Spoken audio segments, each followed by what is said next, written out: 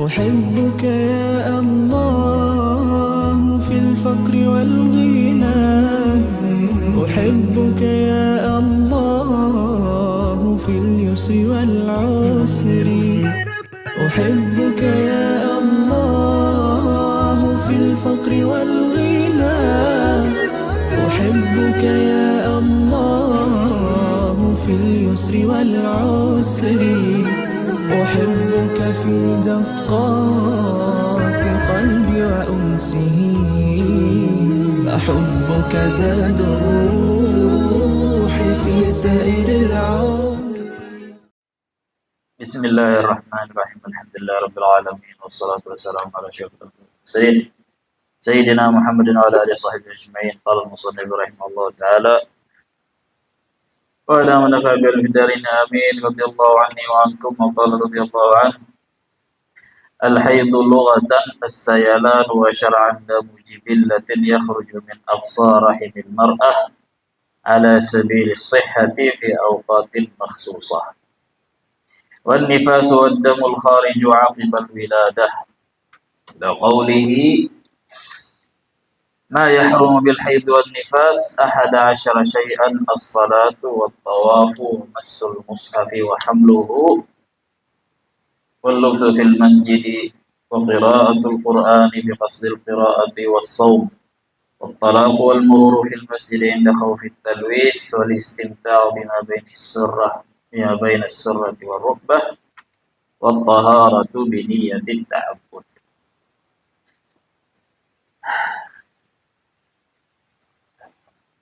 Bab pada membahas tentang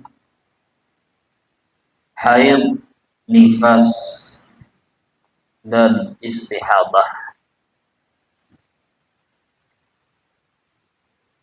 Haid itu pembahasan fikih yang tergolong sangat penting tapi sulit dikuasai, sulit dipahami oleh lelakian, karena lelakian itu pada pernah haid. Jar ulama dahulu paling populer mempelajari masalah haid nih. Kenapa? Lakian kada bisa haid, binian kada bisa bertakut. Ya kan? Jadi kenapa paling termasuk yang sangat penting? Ya karena sudah pasti terjadi dan adat yang wajib terjadi tiap bebinian dan lakian terlibat juga. Lakian pada waktu itu bagi laki-laki bagaikan lampu merah, lampu hijau, serba salah. Jadi dipadahkan fardu ain seperti yang alih dipahami, dipadahkan kada fardu ain seperti ya berdosa mun kelewatan dirazia orang, ditangkap orang mun melewati lampu merah.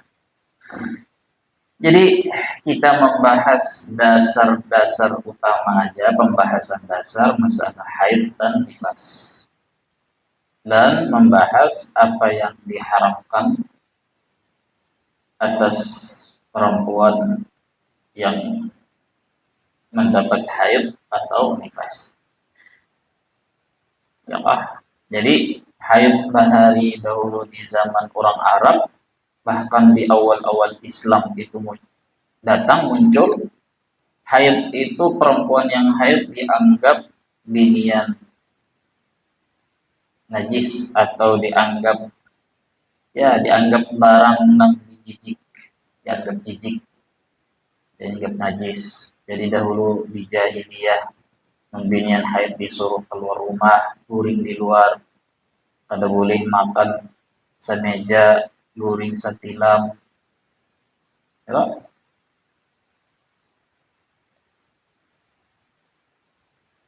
sampai terbawa-bawa ke zaman awal-awal Islam masuk, sampai-sampai biniannya gen merasa kada percaya diri atau merasa kada pantas berparak bagian ketika ini dalam keadaan haid.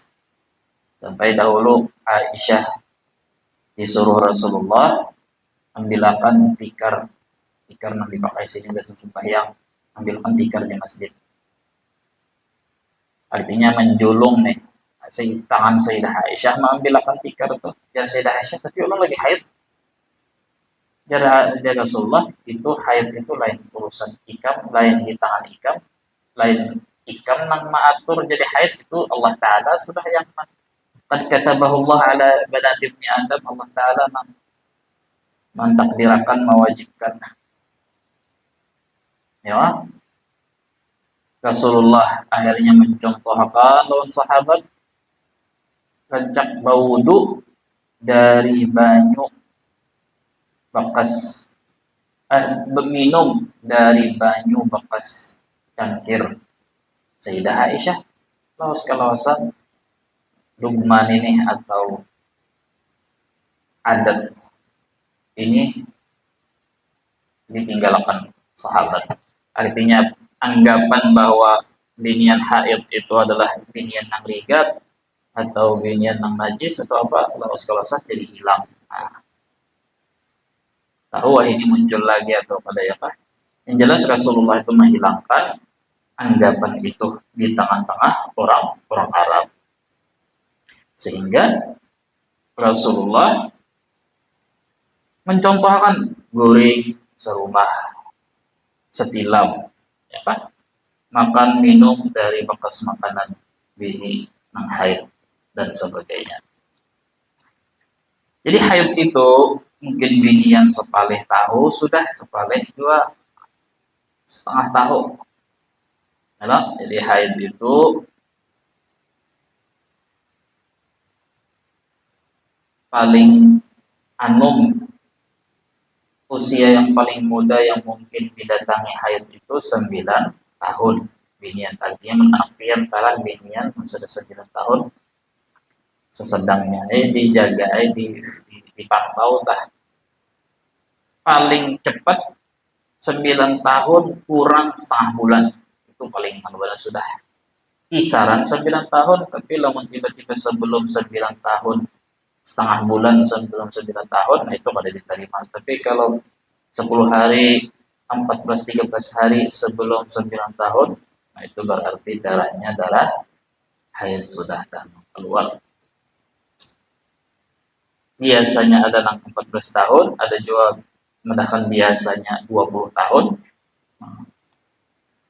Namun limpat 20 tahun karena haid itu biasanya dianggap haid oleh sebahagian ulama.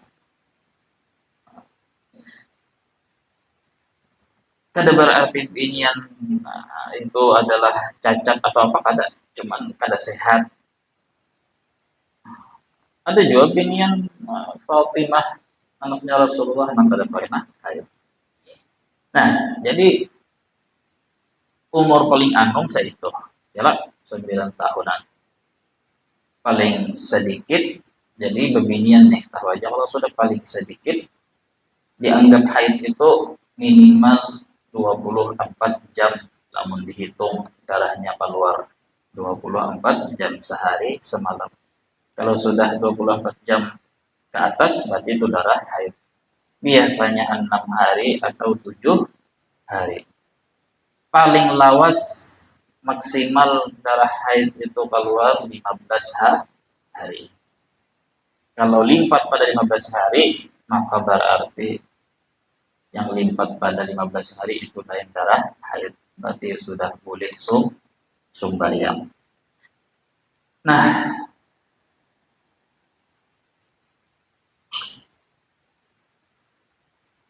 6 hari atau 7 hari. Ada kedua ini binian nang limpat pada itu. Ada nang 10 hari kasihan bujang pulang. Artinya pada mesti nang sudah kawin PKB. Nang binian nang bujang gin banyak. Dilihat-lihat entah karena banyak gawian, banyak puyuh, banyak apa, jadi termasuk darah. Nah ya kan. Nah, jadi kalau inya sudah selama inya belum sampai 15 hari berarti itu adalah darah haid tadi. Nah, alangkah baiknya bagi binian yang hanyar pertama-tama haid itu dicatat hari apa, tanggal apa di dalam sebulan. Karena itu akan jadi patokan di bulan berikutnya.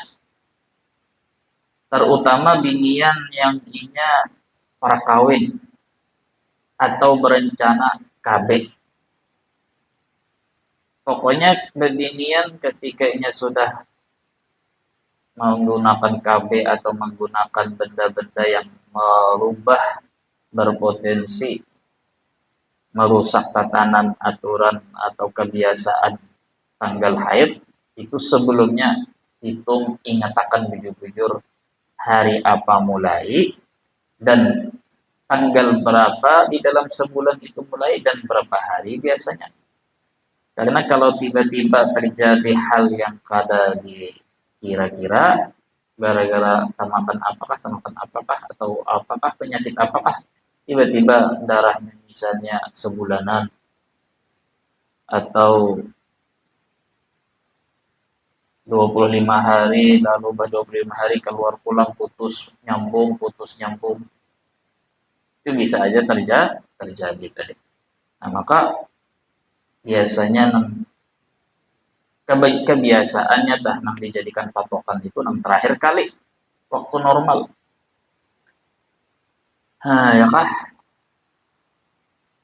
Apalagi orang nang hendak umrah kadang atau hendak haid, hendak umrah atau hendak haji, biasanya mah menggunakan obat apakah menunda haid, menunda itu.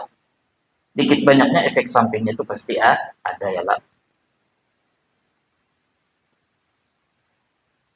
Efek sampingnya itu bang, jadi karena sudah diubah-ubah, nah akan datangnya bisa membulik ke asal, bisa juga kada berubah. Nah, setahu kita, nang kita dengar, nang kita lihat, khususnya binian nang tadi sudah kawin atau sudah BKB atau apa,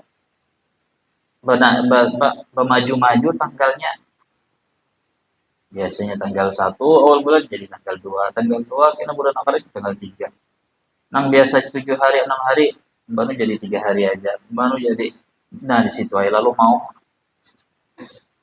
Nah, maunya apa? Maunya kita kadang menjalani tapi disuruh memikirkan. Itu yang paling. Artinya ya tadi sampai di dalam kitab, salah satu kitab rujukan fikih itu kitab yang paling ganal, paling panjang, kitab Majmu', itu setengah juz kitabnya membahas masalah binian yang kada normal haidnya. Setengah juz kitabnya. Nah, jadi kita kada kau membahas itu, nyata kada cukup pakai papan tulis tuh bang.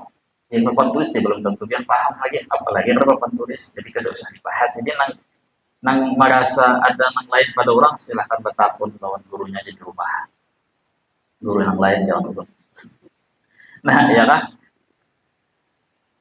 Nah, jadi masa haid lah itu ya lah, paling cepat, paling 24 jam, paling biasanya 6-7 hari, paling lawas ada boleh 4, maksimal 15 hari. Masa suci, kayak itu juga masa suci. Masa suci itu bisa aja minimal 15 hari. Biasanya 23-24 hari ya Pak. Ini maksimalnya Bang kada ada batas. Bisa aja binian setahun kada haid. Bisa aja binian itu setengah tahun kada haid. Tetap dianggap masa suci. Ya Pak. Nifas, darah nifas. Kenapa darah nifas? Darah nifas itu darah keluar sesudah bersih janin keluar dari rahim.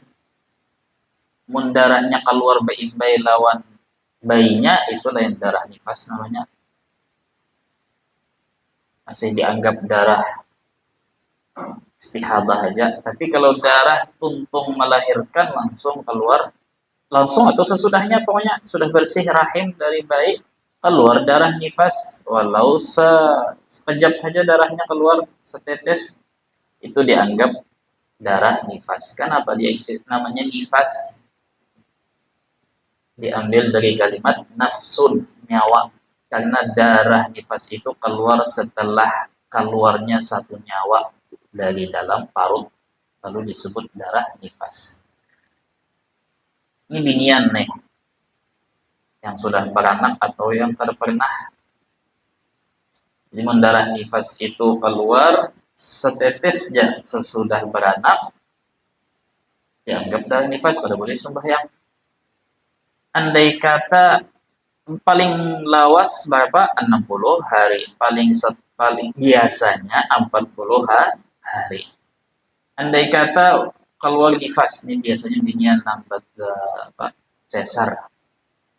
Keluar nifas, kena putus, kena keluar. Nah, kalau darah nifas itu keluar lalu tiba-tiba putusnya itu sampai 15 hari. 15 hari keluar pulang nifas, darah, itu lain darah nifas, itu darah haid. Nah, memang darah nifas dan darah haid sama aja, kada boleh sembahyang, kada boleh apa, ya Pak. Cuma maksudnya apa? Maksudnya 15 hari jangka antara darah nifas lawan darah haid itu wajib sembahyang. Jadi misalnya kada sembahyang gara-gara merasa masih di dalam masa 40 hari, itu wajib dikabah sembahyangnya. Ini di antara kesalahan banyak sebetulnya. Memang ulun ingat, antara terbayang masih kesalahan-kesalahan binian termasuk lakinya karena kada paham masalah ini. Tegawi tinggal sembahyang terlanggar hukum agama karena kada paham masih masalah ini. Intinya itu salah satu kesalahan. Jadi dikiranya misalkan jar kita apa? Biasanya buat pian yang sudah berlaki atau belum berlaki, tahunya bahwa sesudah melahirkan itu 40 hari puasa. Lampu merah, masa-masa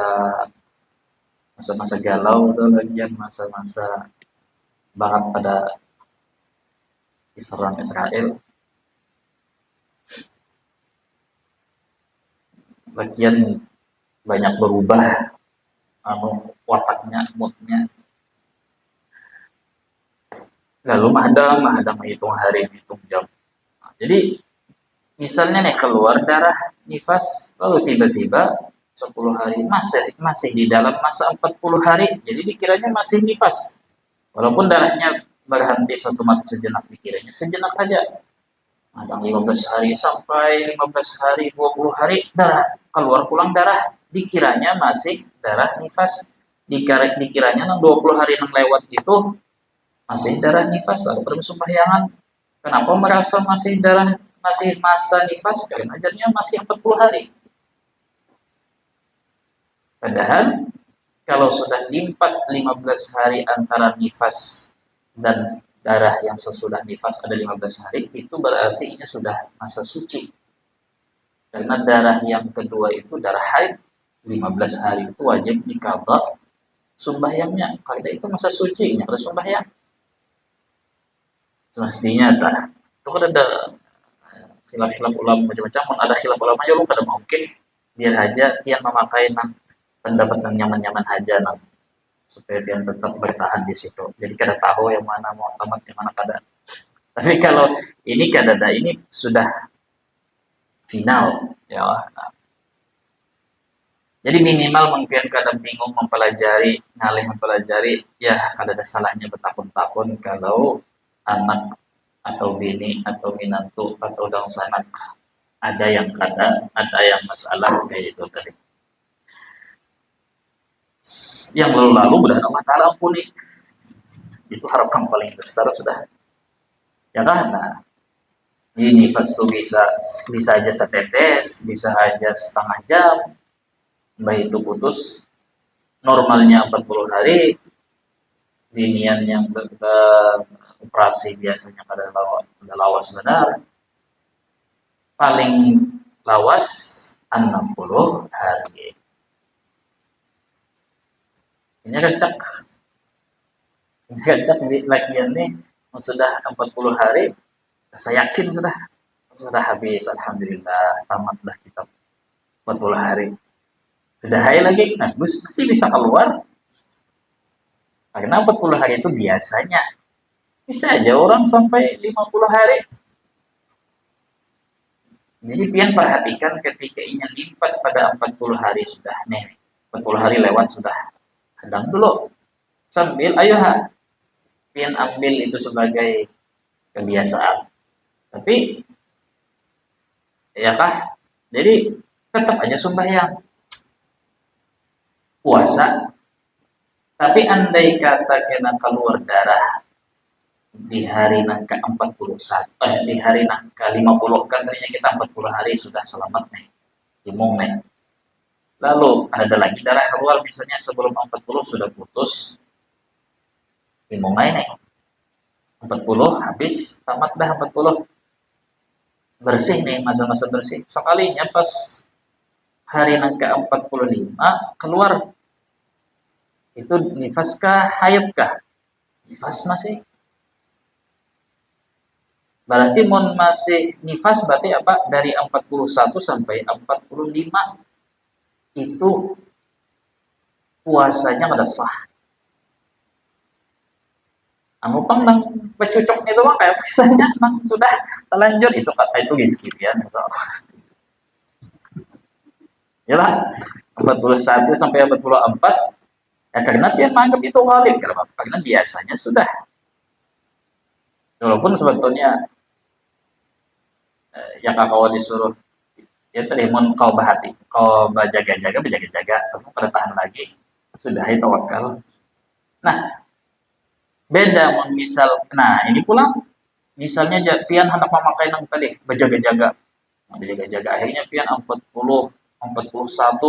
tetap 41 kada puasa, ada sembahyang misal nih salah juga pulang 42, 43, 44 sampai 55 atau 56.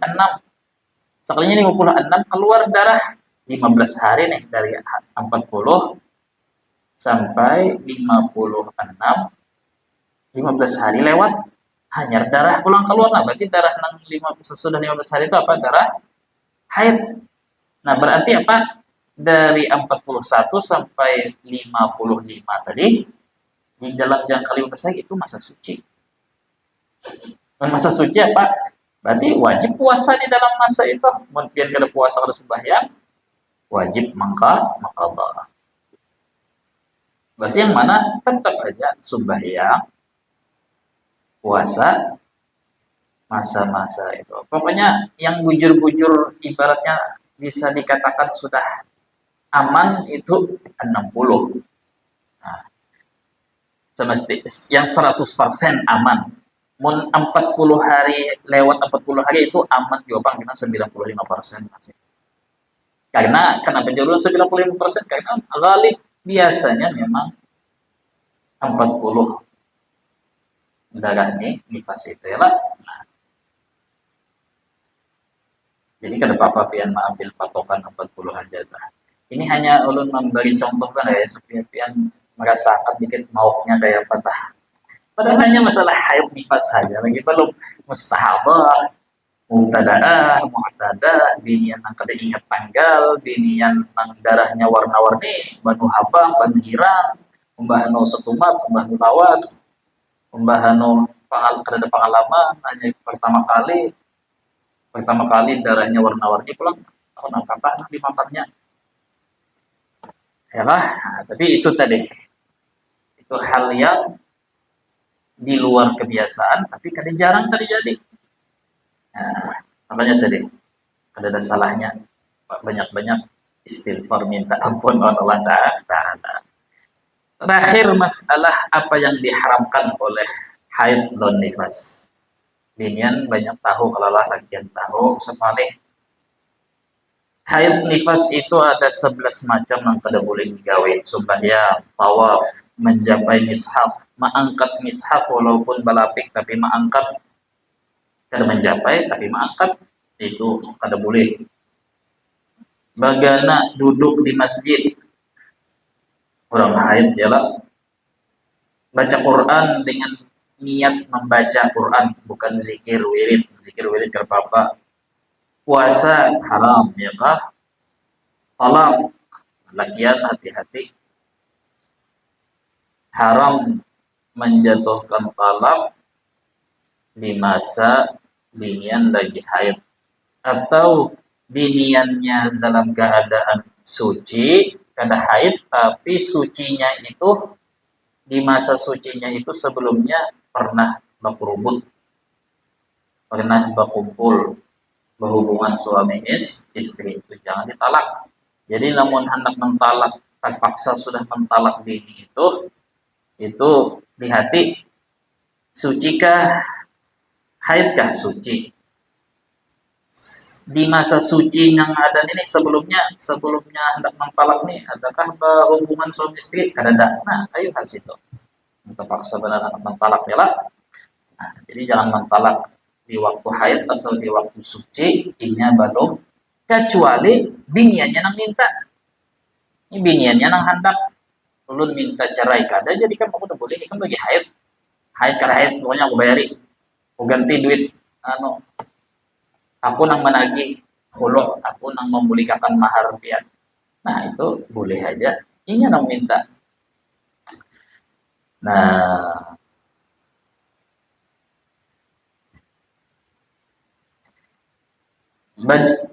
kemudian yang diharamkan bagi binian nang haid lawan nifas siapa? Umpat lewat di dalam masjid kalau ini takutan mengotori. Sudah dibahas sama laki-laki. Mun kada takutan mengotori kada apa-apa. Umpat lewat saja, mengambil barang lah. Kayak kisah nang tadi Sayyidah Aisyah disuruh Rasulullah ambilakan di masjid. Ada tikar yang dipakai sini kancak sembahyang. Sayyidah Aisyah masuk mengambilakan. Nah ini bersuci niatnya hendak beribadah itu haram lah. Berwudu niatnya hendak bersuci padahal tahu wajahnya haid, haram. Mandi wajib padahal masih haid, berdosa. Mengingat tahu ya lah, makanya main-main. Yang terakhir istimta, bersenang-senang antara suami istri, antara pusat lawan lintuh tuhun. Artinya kayak ini, binian haid, lakian boleh bersenang-senang istimta, tapi hanya di atas pusat, di bawah lintuhun. Itu pendapat dominan mayoritas ulama Syafi'i. Haram istimta, bersenang-senang antara pusat lawan lintuhun, di tengah-tengah antara pusat dan jarak, itu artinya menjapai-japai paha, maka paha itu pada boleh. Nah, pendapat yang kedua ini pendapat minoritas, sepalih bawahan ulama Syafi'i yang boleh diambil pendapatnya sebagai mujtahid, madahkan boleh bersenang-senang antara pusat dan lintuhun dengan syarat kada sampai jima. Nah, ini meringankan sedikit. Kenapa meringankan? Karena kalau mengambil pendapat pertama, dan memang mestinya mengambil pendapat pertama. Sayyidah Aisyah ketika di debat sahabat bahwa boleh aja, yang penting kada jima apa jar Sayyidah Aisyah, lalu buahnya berdalil Nabi Muhammad kayak itu dulu jar Sayyidah Aisyah, tahu ya aku bahwa Nabi Muhammad pernah juga kayak itu istimta. Tapi jar Sayyidah Aisyah, ayyukum yamliku irbahu kama yamliku sallallahu, siapa di antara ikam nang tahan menahan diri ketika sudah masuk ke area situ, bersenang-senang situ, ada terjerumus kepada jima. Jadi maksud Sayyidah Aisyah sebetulnya itu jaga jarak saja, berjaga-jaga, maka diharamkan supaya jangan main-main di tepi kalau dia tercabur. Nah, maka Sebaliknya bang kayak apa? Nah ini di lakian kada boleh bersenang-senang di wilayah kawasan antara pusat dan Intuhut. Biniannya bang, biniannya nang istimta mulai-mulai antara pusat lawan Intuhut. Ujar ulama Syafi'i, kalau mengiaskan lawan pendapat pertama, maka tidak boleh juga. Ayo karena berada. Ya, lakian nih, biniannya nang anu lakiannya antara pusat dan Intuhut. Jar ulama mengambil jalur kias sama-sama berarti kada boleh juga. Sama-sama kada boleh. Nah, kalau mengambil pendapat yang kedua tadi, boleh selama kada jima, maka berarti binian pun boleh mah. Nah, cuman intinya itu adalah semuanya yang dikhawatirkan itu aja. Kalau bina tercabur gitu aja. Jadi bagi yang merasa dirinya itu kada tapi panahanan, maka ambil pendapat haram. Binian itu juga jangan dibiarkan mulai-mulai antara. Dan buktinya banyak orang kejadian kayak itu tetancap gas halo nah, sedangkan berjima di waktu haid itu termasuk kabair dosa besar termasuk dosa besar. Bisakah hamil dari berhubungan waktu haid? Ada yang mendahkan boleh.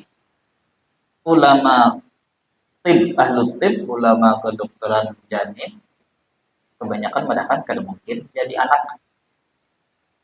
Ulama sebagian besar banyak mendahkan bisa aja terjadi karena tiap likulli qa'idah likulli qa'idatin syawat. Tiap sesuatu hukum tabiat pasti ada yang menyalah. Tiap tabiat pasti ada yang menyalahi tabiat terjadi aja. Sehingga kata ulama, jikalau perempuan hamil dari hubungan waktu haid, ja'al waladu ahwal, anaknya kena juling. Intinya cacat. Salah satunya macam-macam. Apa sindrom apa orang artilah. Intinya jikalau sampai betianan, bahaya anaknya. Karena darah haid bercampur lawan air mani. Menyebabkan macam ujar itu. Yang jelas itu lamun terjadi. Yang jelas tugas kita itu melihat ada anak cacat tidak boleh buruk sangka. Kalau hamil dari hubungan itu pasti menyebabkan cacat, tapi kalau anak orang ada yang cacat, jangan dikira kalau melihat anak orang pindah juling matanya apa nih, jadi kuitan, boleh. Kuitannya berdosa, ya berdosa juga, tahu kada, melihat kada, nonton kada, tiba-tiba menilai menghukum, ya kah? Nah itu tadi. Makanya tadi Allah Ta'ala itu di dalam alam semesta ini selalu mengulah sesuatu yang menyalahi hukum tabiat. Ada aja yang aneh-aneh yang kada masuk akal di manusia untuk menampakkan kekuasaannya. Yalah, ada orang tanpa ini tiba-tiba jadi anak, ada tiba-tiba anak dua ikung kembar kayak apakah, ada orang kawa macam-macam yalah. Nah, itu masalah apa yang diharapkan oleh haid lawan nifas. Haid, nifas, masa suci lawan perbuatan yang diharamkan. Ada lagi yang namanya istihadah, itu penyakit darah, penyakit pokoknya lamun keadaan haid keadaan nifas berarti istihadah itu boleh sembahyang, boleh puasa dengan aturan-aturan tertentu. Ya, itu tadi. habis masalah haid. Wallahu taala a'lam.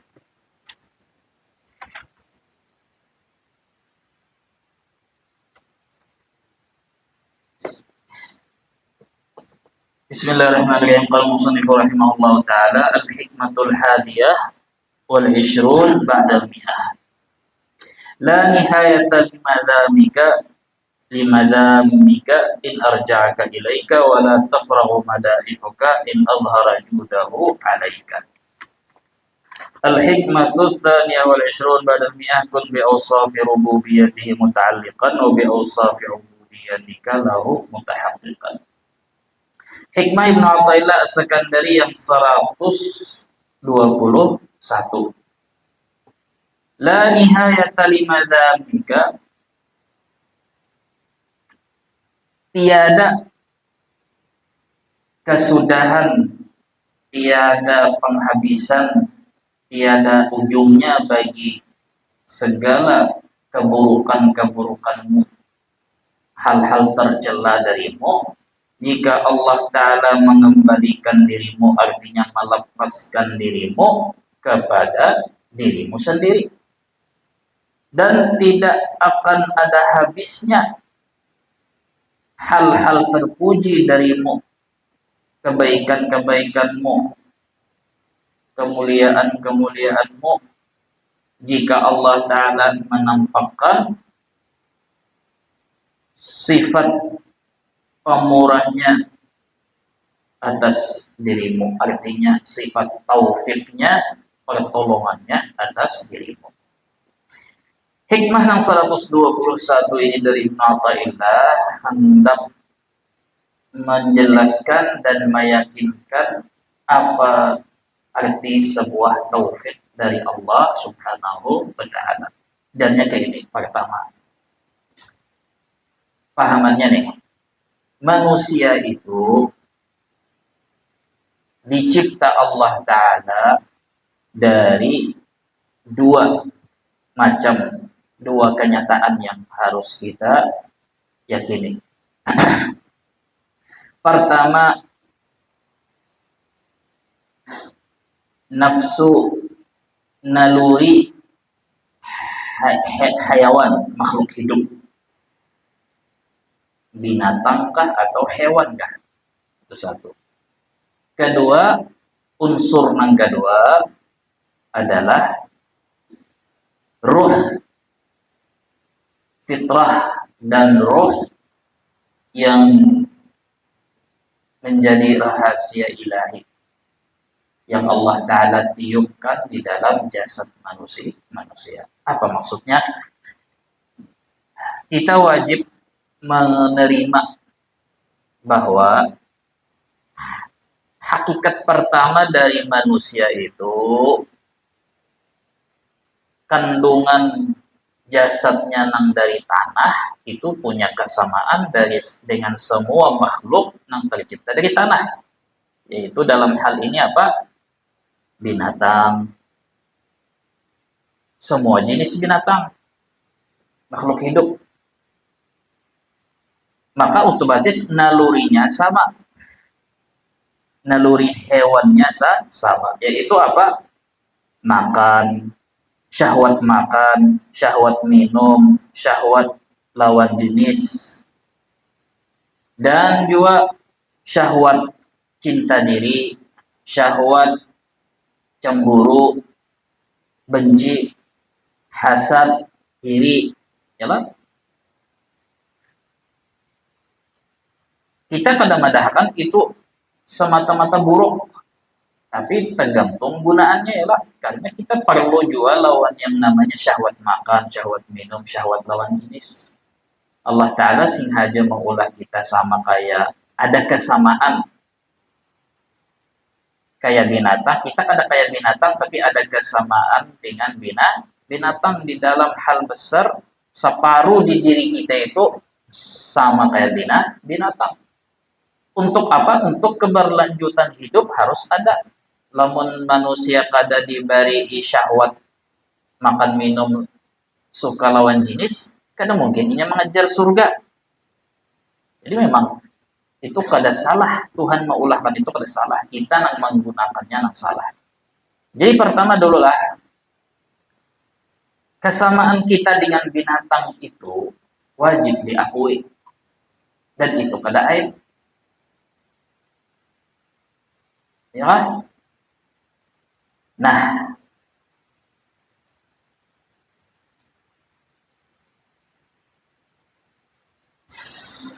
kenyataan yang kedua di dalam diri manusia itu keistimewaannya. Allah Ta'ala menganugerahi ruh dari atas.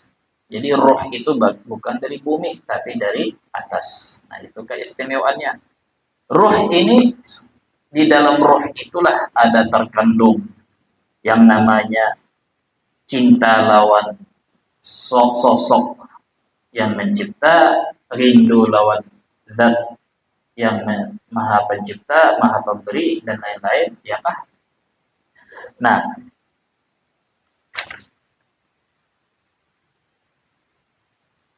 kecenderungan kepada sifat naluri kebinatangan hewan ini, itu kan yang merendahkan kita sampai ke derajat yang lebih bawah daripada binatang kalau diikuti. Kalau mengikuti roh kita, roh yang ada di dalam jasad, yang roh itu adalah koneksi kita dengan Tuhan, maka berpotensi bisa menyebabkan, bisa meningkatkan manusia ke tingkat tinggi, ke makam tinggi, lebih mulia daripada, bahkan lebih mulia daripada malaikat. Karena kita bahas kenapa cenderung ke situ, kenapa jadi cenderung ke sini.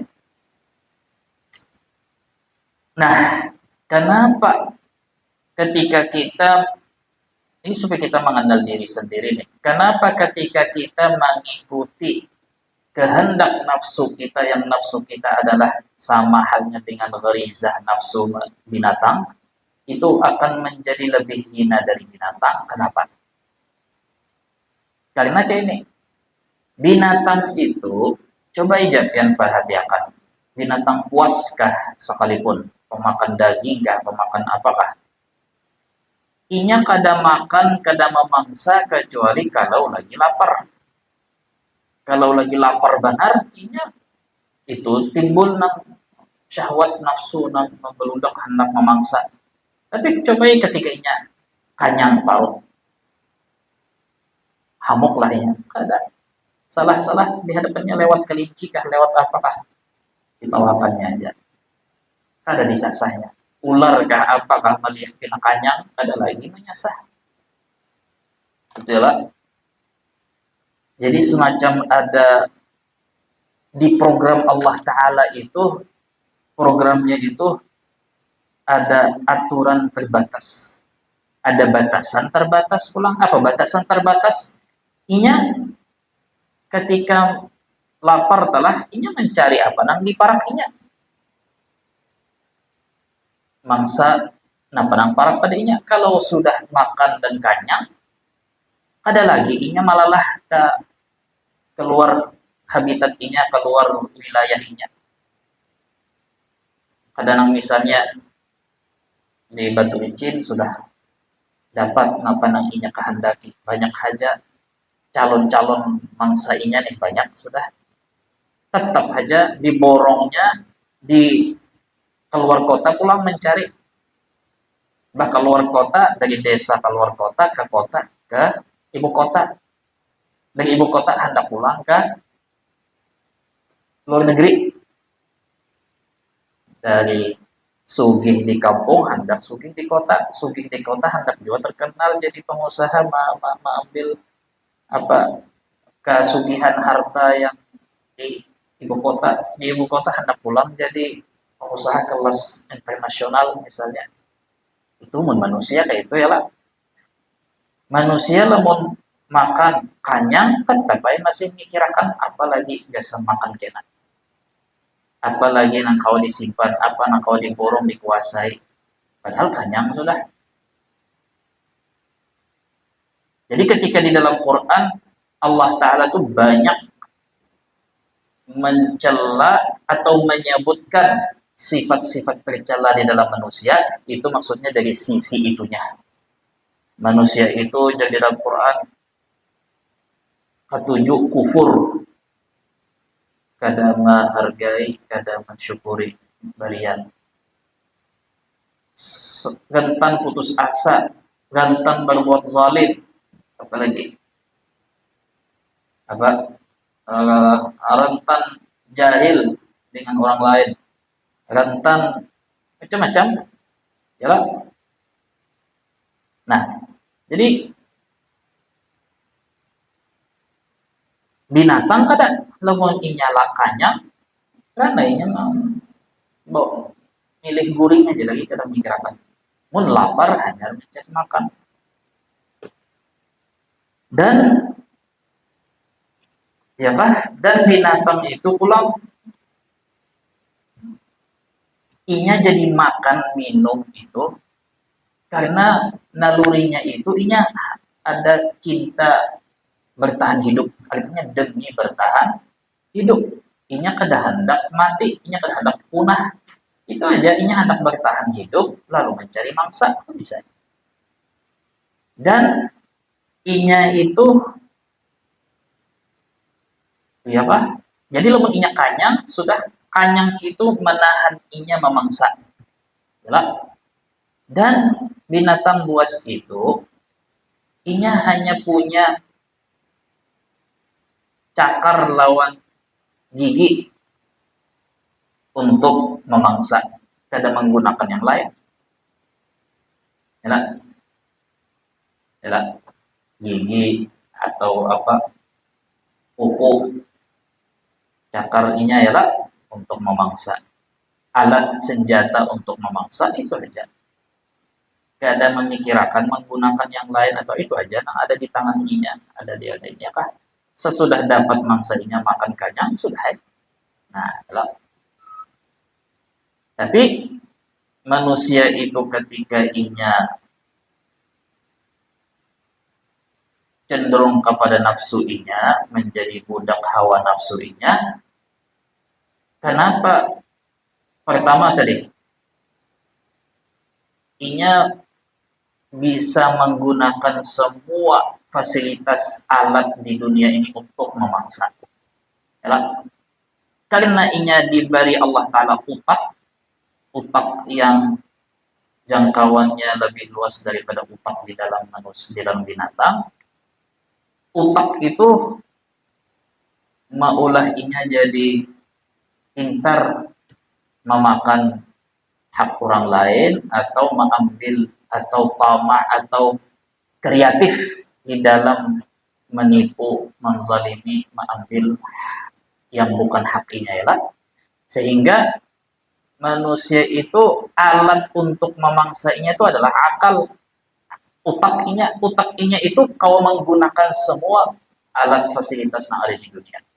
Entah jabatan, entah dengan harta merampas harta, entah dengan pengetahuan, entah dengan jabatan, entah dengan ya kan. Jadi ini bisa membunuh, menyakiti dengan semua benda yang ada. Apa aja benda kalau dijadikannya alat jasa membunuh dan menyakiti ya apa aja. Kayu apa, tongkat kah, ya lading kah, ya. Nah. Dan manusia itu pulang ketika inya mengikuti hawa nafsu inya, kadada yang kawa menahan inya kecuali inya lumpuh. Kalau binatang asalkan kanyang ya sudah, itu menjadi penghalang inya memangsa, itu menjadi alasan inya berhenti memangsa yang lain karena kanyang sudah.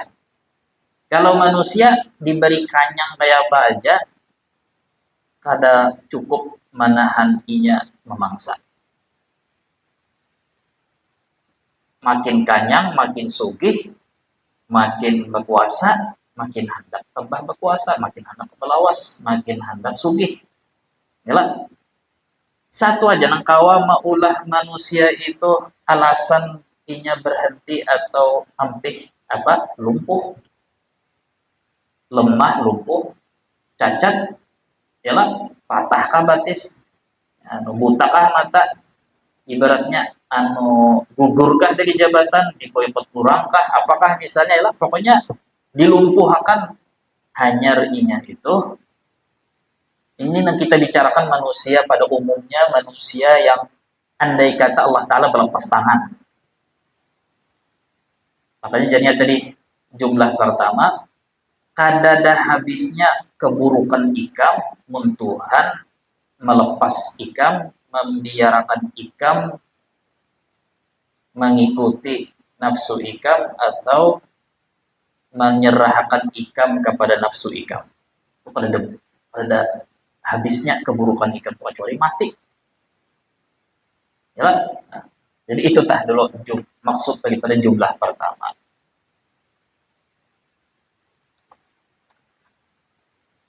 Ya kan?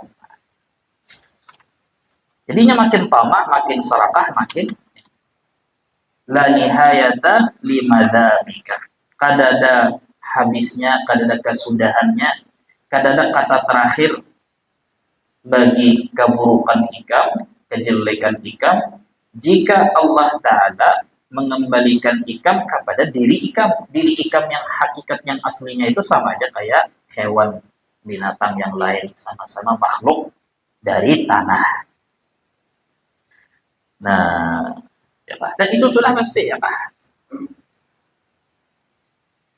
Itulah kita lihat ya Pak, wah ini entah di sini, entah di luar negeri, entah yang Islamnya atau yang pada Islam, atau yang Yahudi atau pada Yahudi. Ya. Artinya supaya membenahi, meluruskan anggapan kita bahwa kita ini selama ini kan menganggap gitu, insya Allah sudah target tercapai, istirahat lagi, sudah umur sampai ini insya Allah. Padahal di dalam Quran kadang-kadang bahwa manusia itu kalau inya sudah umurnya sampai ini akan jinak, akan ranai, akan berhenti ada. Tapi yang ada dalam Quran apa? Hanya kematian, kelumpuhan yang dapat menghentikan inya. Nah, di situ kenapa jadi manusia itu ketika mengikuti kehendak inya, kehendak nafsu inya, makanya kalimat kehendak inya nih, yang diikuti kehendak inya, itu kehendak inya itu bahasa halus, bahasa aslinya itu mengikuti nafsu inya. Manusia itu ketika mengikuti nafsunya lebih beringas daripada binatang. Itu sudah ada kawan di ya Pak. Nah, lalu jumlah nang sesudahnya. Nah, jadi ketika kita mendengar di dalam Quran, innal insana la yatgha, manusia itu pasti berbuat zalim. Manusia itu pasti merasa kada perlu lawan Tuhan. Manusia itu sungguh makhluk yang paling pandai mengkufuri nikmat.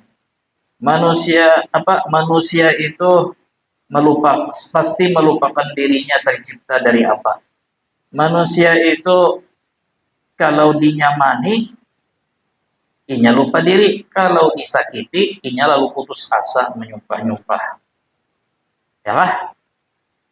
Kalau dinyamani, inya paling bangga, paling sombong, ampun, merasa inya nang ampun kuasa. Lah.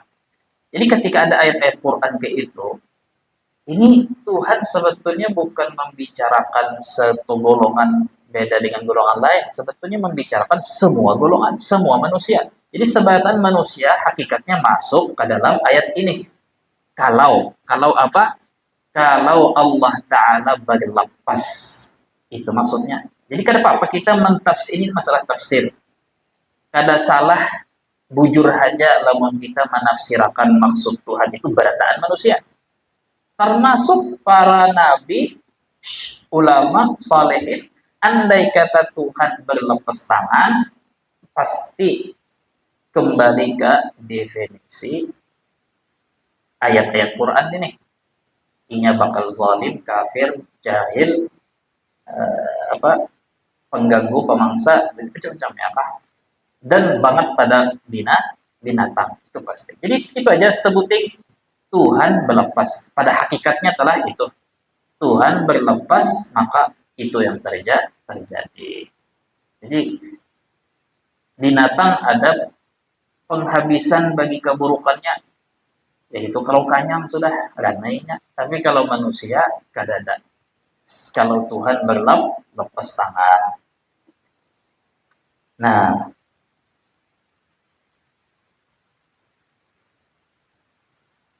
siapa manusia tadi yang dilepas Tuhan untuk mengikuti hawa nafsunya adalah manusia yang Allah Ta'ala telah memutus rantai tali taufik pertolongannya untuk melaksanakan perintahnya dan berpegang dengan syariatnya itu aja. Nah, kullukum dhal illa man hadaituh, jar di dalam hadis qudsi. Jar Allah Ta'ala, kalian semua tersesat kecuali yang, nah itu tafsir nih supaya jangan ada yang salah menafsirkan wadduha wal laili idza saja ma wadda'aka apa alam yajidka yatiman fa wajadaka dhallan fahada. Dulu ada Ustaz selebgram wa wajadaka dhallan fahada, Allah Ta'ala menemukan engkau tersesat lalu Allah Ta'ala beri petunjuk, wahai Nabi Muhammad. Ayat Qur'annya kan turun kepada Nabi Muhammad, lalu jadi Tuhan yang menemukan engkau tersesat lalu Allah Ta'ala beri petunjuk. Jadi jadi ustadznya, nah Nabi Muhammad aja dulu awalnya sesat sebelum dapat petunjuk. Nabi Muhammad ibaratnya sesat, silang paling sesatnya nih. Ya. Padahal tafsirnya itu, andai kata Allah Ta'ala berlepas tangan pada mengikat dengan rahmat sidin, maka semua makhluk manusia kembali ke asalnya adalah makhluk tanah. Tersesat beratan, andai kata itu ya lah. Nah, jadi sebab musabab Allah Ta'ala. Jadi kita jangan takajud melihat Allah Ta'ala itu menggunakan sunnatullah. Sebab musababnya apa? Ketika manusia yang zalim, jahil, kafir, jahat, macam-macam ini, Tuhan hendak membaginya hidayah, seringkali diberi sebab musabab nang zahir aja, yaitu apa? Lemah, lumpuh, sakit, bangkrut, jatuh, penyakit ini, penyakit itu ya kah? Nah, tapi pada hakikatnya itu penampakan bahwa Tuhan mulai beparak, mulai merangkul. Karena kita tadi apa dasarnya? Mun Tuhan berlepas, pasti dah sasat, pasti jahat, pasti nakal, pasti zalim. Nah, lalu Tuhan sebelum Tuhan merangkul kembali dengan memberi taufik, inayah, riayah, itu apa? Tuhan beri sebab-sebabnya, yaitu diantaranya bisa dengan diberi sedikit ajaz, sedikit daripada sifat lemah. Kada langsung dilumpuhkan, tapi diberi kelemahan. Diberi kelemahan, kada lumpuh kada, tapi diberi kelemahan, diberi penyakit, diberi garing. Nah, sehingga ketika Allah Ta'ala tadi apa? Ketika Allah Ta'ala menampakkan karunia-Nya, taufiknya, pemurahnya, sifat Rahman Rahimnya kepada kita, maka la nihaya la tafrahu madadihuka, tidak akan habis hal-hal terpuji, kemuliaan di dalam dirimu. Itu maksud hikmah Ibnu Athaillah ini. Nah, jadi apa? Pertama, pelajaran yang poin pertama yang kita petik, pentingnya kita mengharap taufik dari Allah Ta'ala. Karena poin kedua, karena kita menyadari hakul yakin bahwa semua kemuliaan kebaikan yang ada sekarang atau nang dahulu atau nang akan datang di dalam diri kita itu semata-mata karena Allah Ta'ala menampakkan rahmatnya, di dalam diri kita, karena Allah Ta'ala sedang merangkul kita. Tuhan sedang membimbing kita. Tuhan kadang memutus rantai atau tali taufiknya, pertolongannya, inayahnya. Itu intinya tak itu. Sehingga ruh dan fitrah kita itu masih hidup, buktinya masih ingat Tuhan. Ya Pak? Nah, buktinya rahmat fitrah kita, roh kita masih hidup, itu zahirnya ialah artinya kita lebih cenderung kepada mengikuti rohaniyah kita, sir rahasia ilahi hubungan kita dengan Tuhan, dibandingkan tunduk sama sekali lawan hawa nafsu. Akhirnya manusia itu selalu terumbang-ambing. Lalu kalau mengaitkan pelajaran yang dahulu apa? Bahwa kadang-kadang Tuhan lepas ya, ibarat orang mau unjun tuh dilepasnya sedikit supaya kita tahu.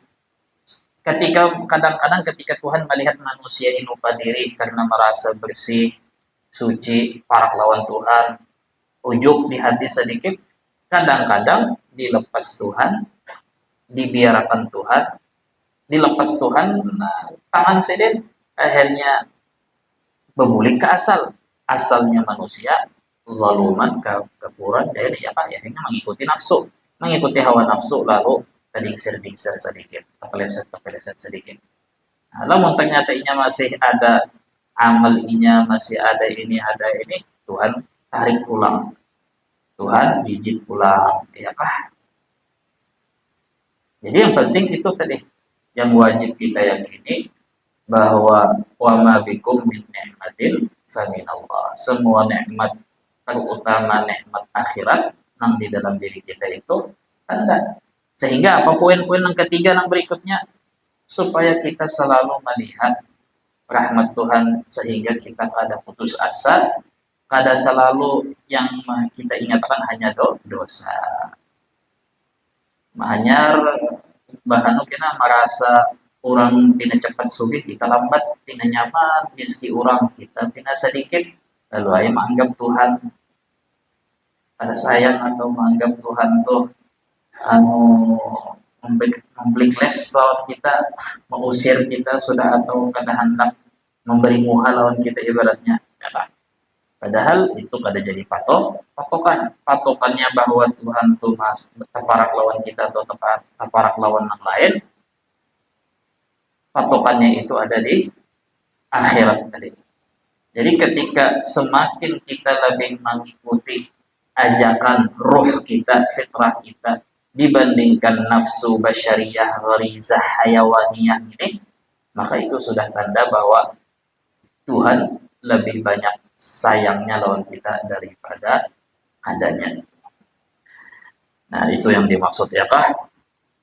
Makanya tadi watin wazaitu ya kah? Walaqad khalaqnal insana fi ahsani taqwim. Kita telah mencipta manusia sebaik-baik bentuk. Tsumma radadnahu asfala safilin. Lalu kita biarkan inya jatuh sejatuh-jatuhnya. Artinya mun kita lepas, pastinya kembali ke hakikatnya manusia. Ini juga salah satu daripada makna la haula wala quwata illa billah. Maka itu yang mestinya dikhawatirkan oleh orang yang inya kada tapi mau mengaji, kada mau berzikir, kada mau berwirid, kada mau sembahyang rutin, banu sembahyang banu kada banyak kada tapi sembahyang. Lalu anggapan para sandinya bahwa ia sudah bujur aja di jalan yang bujur, merasa paling disayangi Tuhan hanya karena usahanya makin bertambah rame, partainya makin populer, ya kan? Kawanannya makin sugihan, ya kan? Patuhannya makin banyak, berduit, sehingga orang yang kada tapi mau membaca, kada tapi mau mendengar, kada tapi mau berkawan, hanya sekedar kenal-kenal aja lalu merasa dirinya itu parak lawan orang soleh.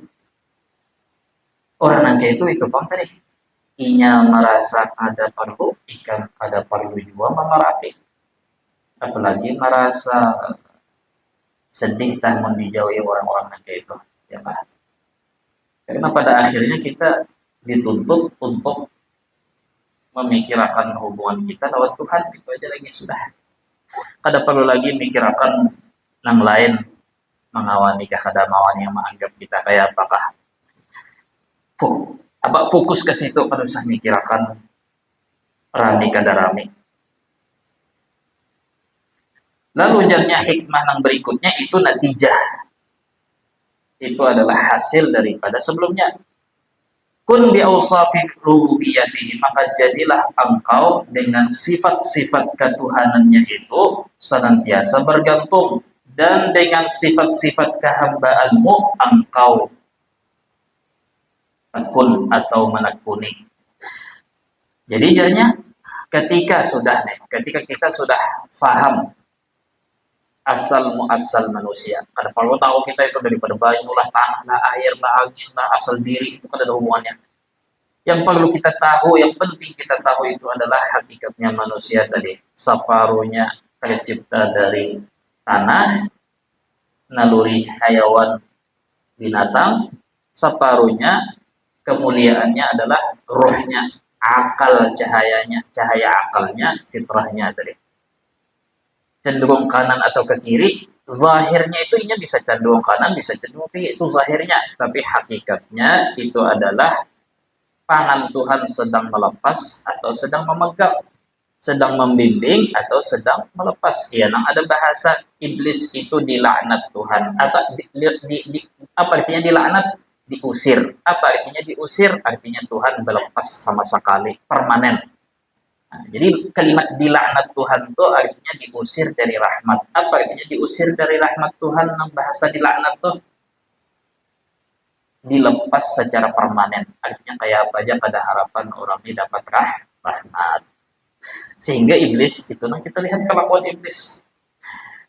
Nah, jadi jarnya kayak ini. Ketika ikan sudah sampai di tahap percaya, beriman, apalagi yakin bahwa semua hidayah atau semua kebaikan di dalam diri kita itu adalah penampakan kebaikan Tuhan, itu penampakan taufik hidayah Tuhan. Sudah kita sampai yakin ke situ, maka apa yang perlu PR-nya, apa yang perlu digawe, apa yang perlu diperhatikan, yaitu senantiasa berpegang teguh, bergantung, memandang, senantiasa memandang sifat-sifat ketuhanannya dan berpakaian dengan sifat-sifat kehambaan kita.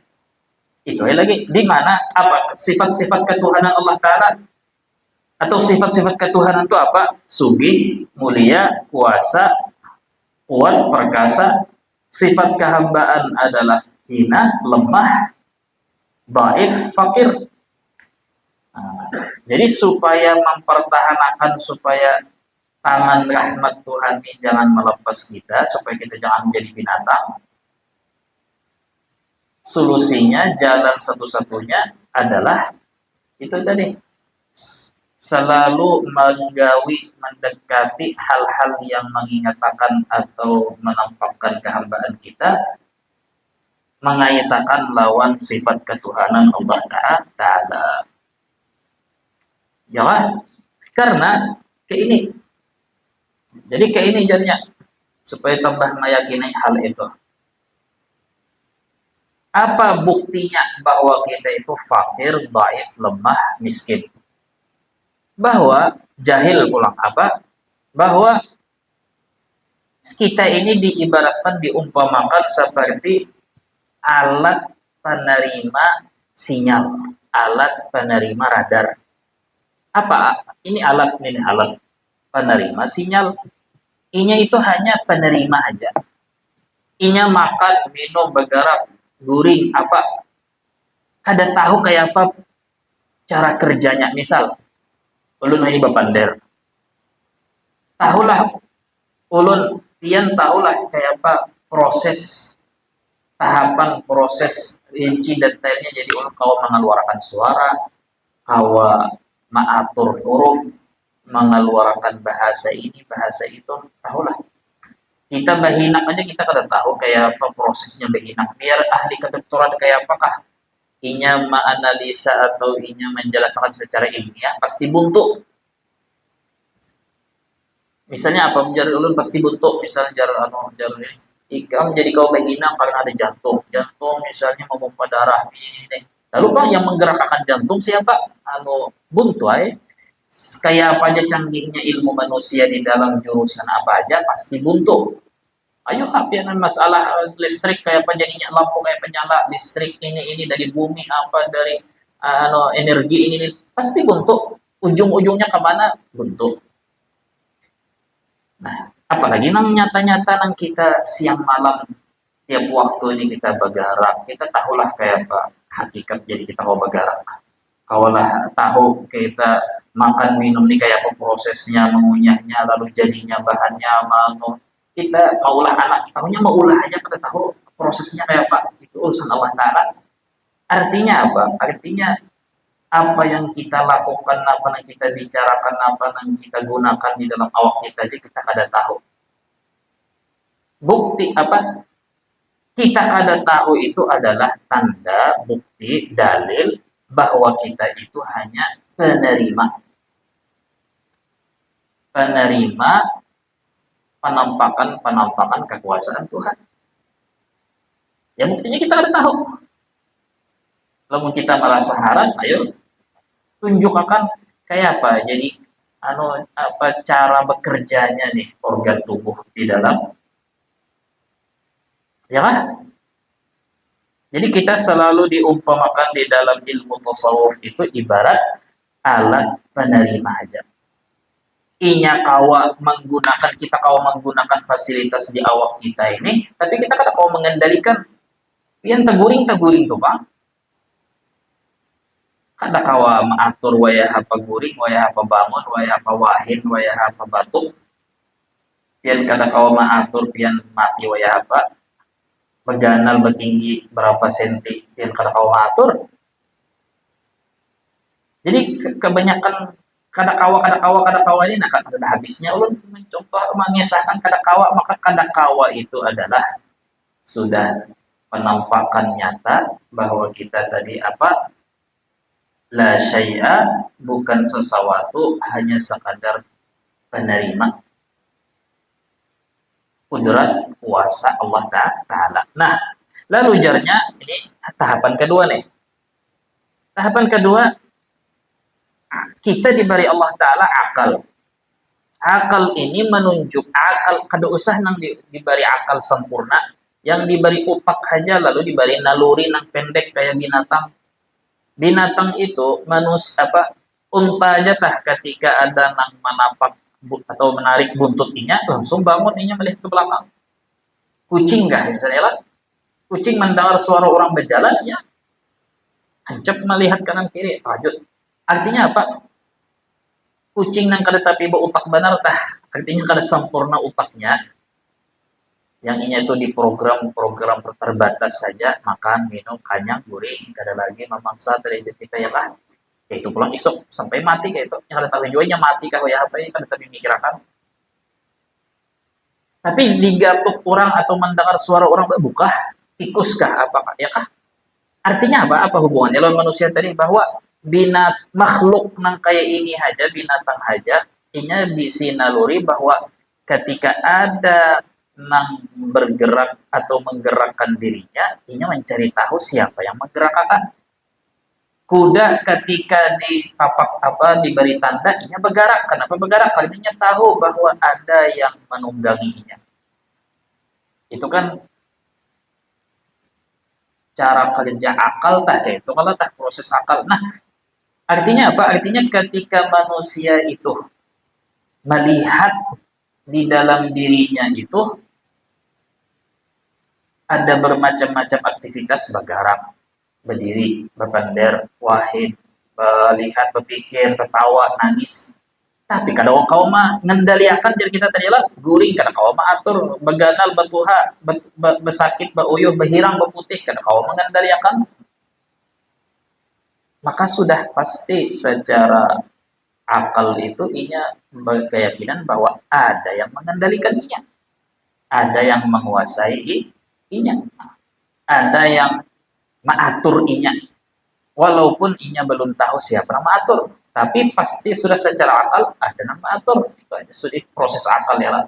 Kamarnya yang kita tinggalkan, kamar rumah yang kita tinggalkan rapi bersih, tiba-tiba habis bebulik kita masuk pulang ke rumah hambur, itu pasti sudah akal mendahkan ada yang menghambur-hambur, ada yang merusak, ada yang masuk ke rumah sebelum kita masuk ya. Nah, jadi ketika kita manusia yang berakal nih melihat itu, sudah semestinya lah inya mencari tahu siapa yang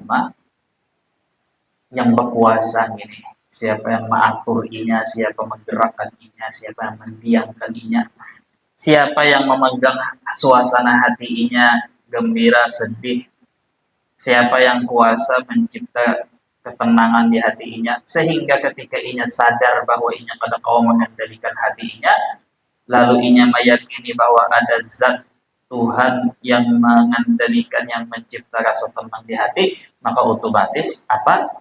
Bi awsafi ubudiyatika mutahaqqiqan, mentahqiq artinya bujur-bujur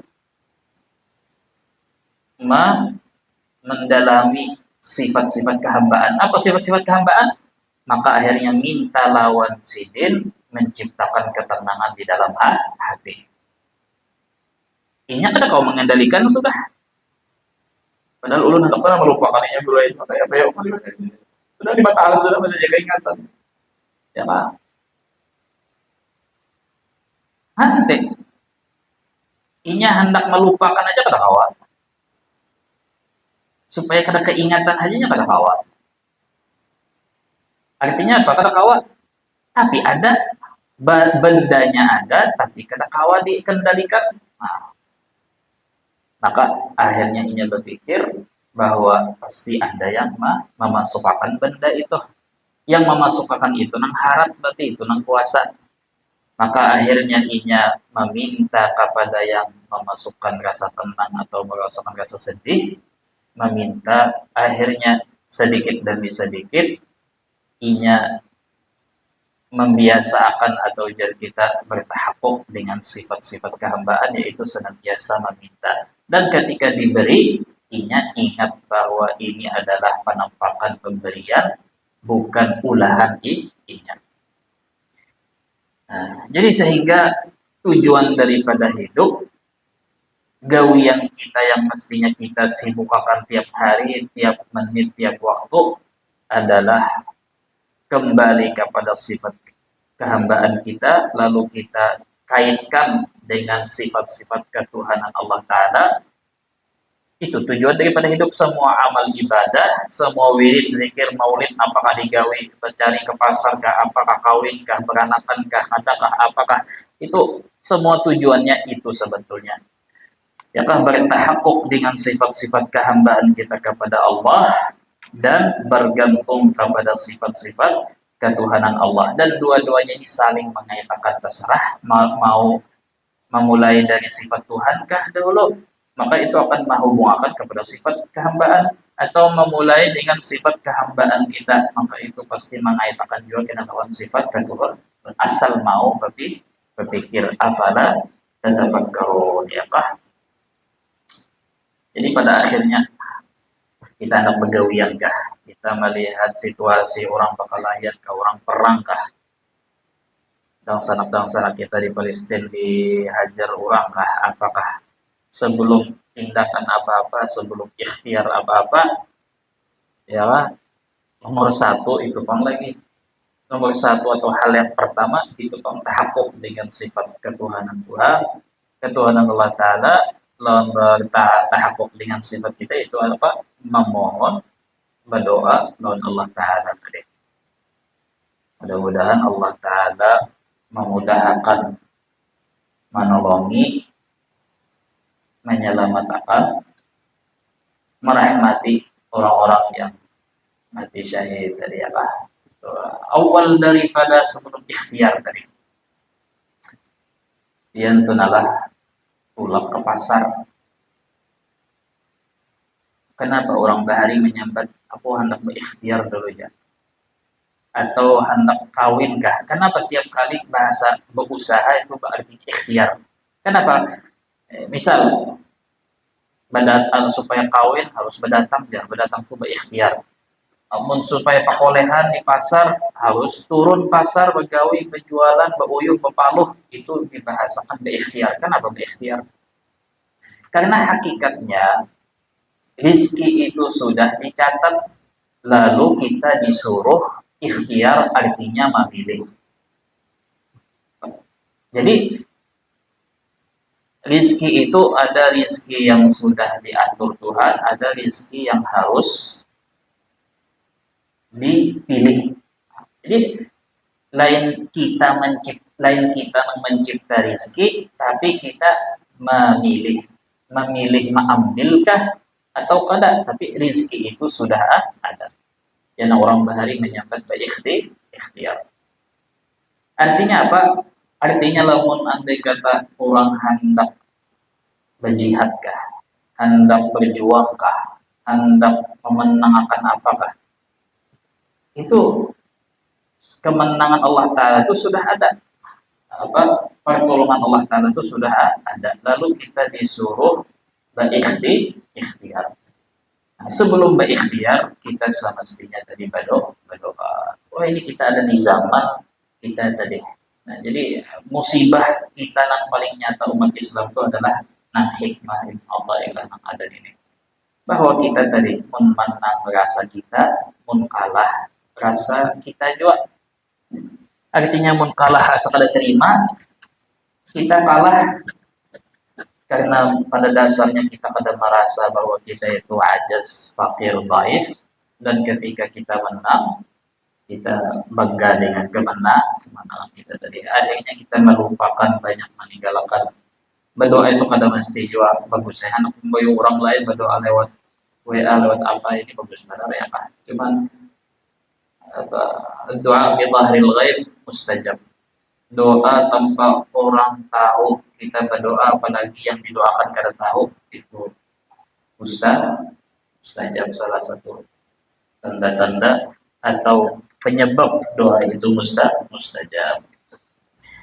Mudah-mudahan Allah Ta'ala tadi mengampuni dosa kita beradaan. Mudah-mudahan Allah Ta'ala senantiasa meliputi kita dengan rahmatnya, memegang kita, jangan sekali-kali melepas kita, jangan sekali-kali membiarkan kita terjerumus atau dilepasnya cenderung kepada hawa nafsu kita. Mudah-mudahan Allah Ta'ala senantiasa menyelamatkan kita dari segala tipu daya.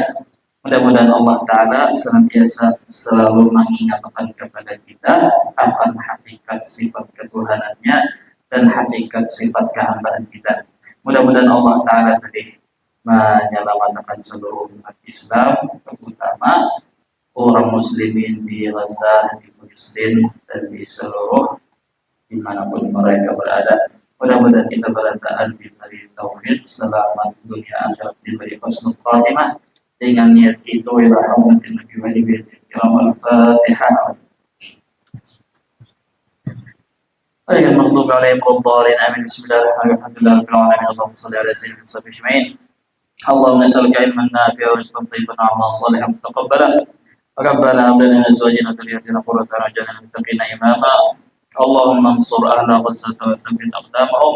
Allahumma harus ahla Ghazzah bi'inika allati la tanam. Allahumma kun li ahli Ghazzah عونا ونصيرا وبدل خوفها امامنا. اللهم اجعل لاهل غزة النصرة والعزة والغلبة والقوة والهيبة. اللهم اني استودعك بيت المقدس واهل القدس وكل فلسطين. اللهم حرر المسجد الاقصى واجبر كسرهم واشف مرضاهم وتقبل شهداءهم برحمتك. اللهم رد الينا فلسطين والمسجد الاقصى ردا جميلا. اللهم انصر ضعفهم فانهم ليس لهم سواك. اللهم إنا لا نملك لفلسطين إلا الدعاء، فيا رب لا تردنا دعاء ولا تخيب لنا رجاء وأنت أرحم الراحمين. اللهم احمي الأقصى يا أرحم الراحمين كما سكنت مكنا في الأرض كما مكنت الذين من قبلنا واعف عنا وثبت قلوبنا على حبك يا أرحم الراحمين برحمتك يا أرحم الراحمين. اللهم سلمنا والمسلمين واحفظنا وأنت خير الحافظين. ربنا آتنا في الدنيا حسنة وفي الآخرة حسنة وقنا عذاب النار. ربنا تقبل منا إنك أنت السميع العليم وتب علينا إنك أنت التواب الرحيم. يا ربي بالمصطفى بلغ اغفر لنا ما مضى واسع الكرم. يا ربي بالمصطفى بلغ اغفر لنا ما مضى واسع الكرم. يا ربي بالمصطفى بلغ مقاصدنا واغفر لنا ما مضى واسع. تقبل الله منكم.